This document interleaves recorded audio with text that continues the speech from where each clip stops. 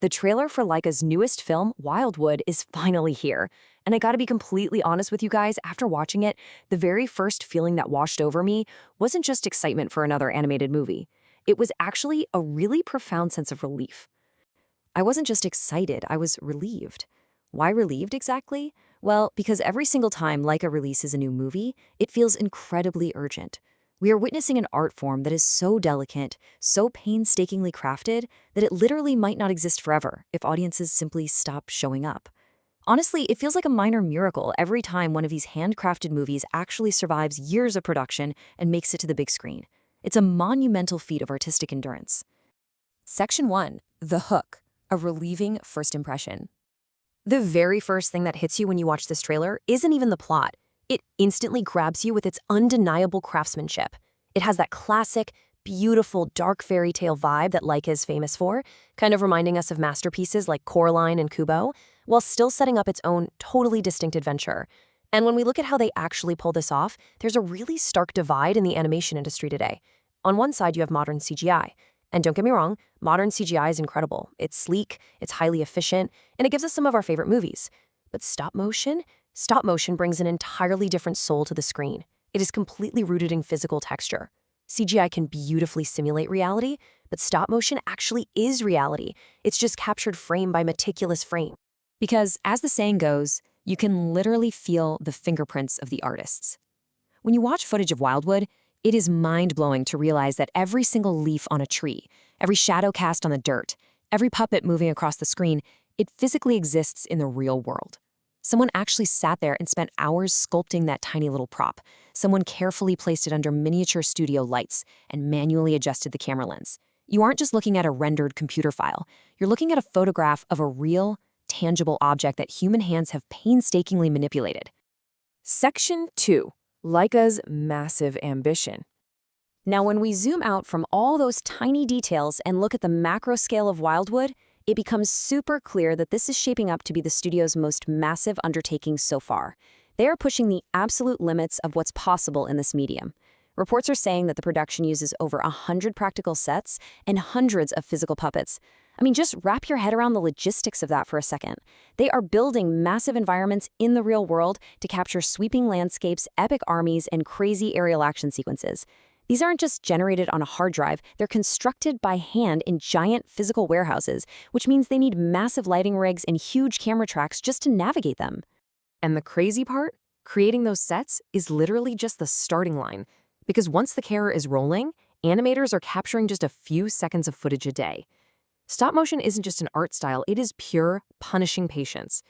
Picture an animator standing on a set, physically moving a character a fraction of an inch, taking a picture, moving it another tiny fraction, taking another picture, and they have to track cloth movement, hair displacement, and really subtle facial expressions all at the exact same time.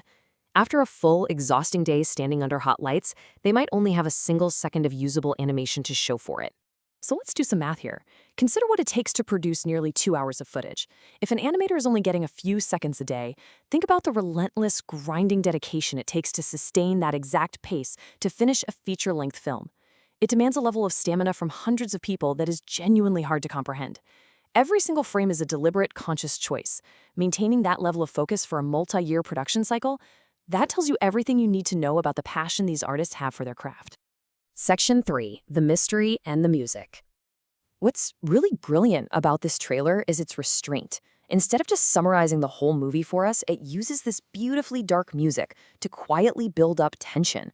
It makes the fantasy feel incredibly magical, sure, but there's also a very real sense of danger creeping in. It balances the beauty and the darkness perfectly by giving us striking imagery and then just leaving us with burning questions. Like, who are these crows? We see these strange, terrifying bird creatures swoop down and kidnap a young boy, which kicks off the whole adventure. But the trailer wisely doesn't spoon-feed us any answers about where they came from or what they want. And then it begs the question, what is actually hiding inside Wildwood? As the boy's sister gets pulled into this world to save him, we see these towering, imposing landscapes stretching out into the distance. We get little hints of some very dangerous secrets waiting in the shadows for her. We are invited to just ponder the mystery right alongside her, examining all the strange plants and the mysterious ruined architecture she stumbles across. And ultimately, the big question, who can be trusted? You know what I love about this? Nowadays, so many trailers are just condensed 2-minute versions of the entire movie.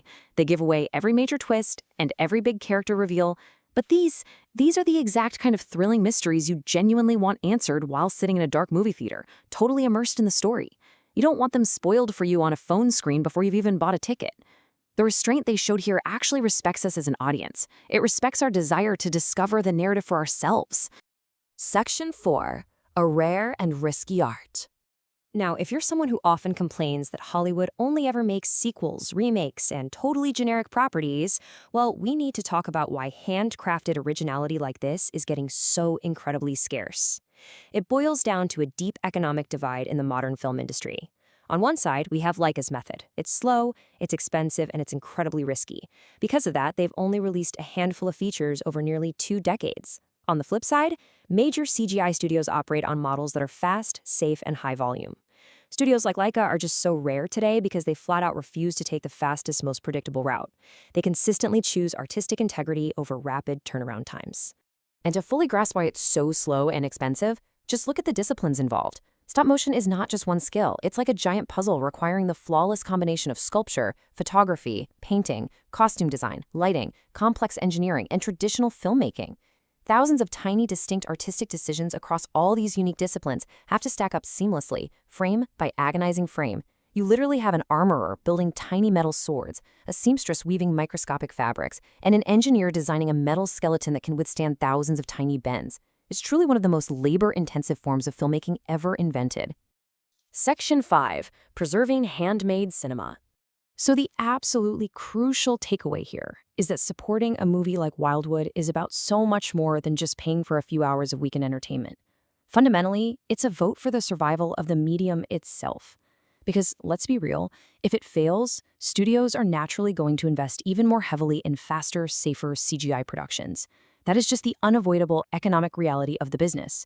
If audiences don't show up for massive, ambitious undertakings like this, handmade cinema operating at this incredible scale might just disappear.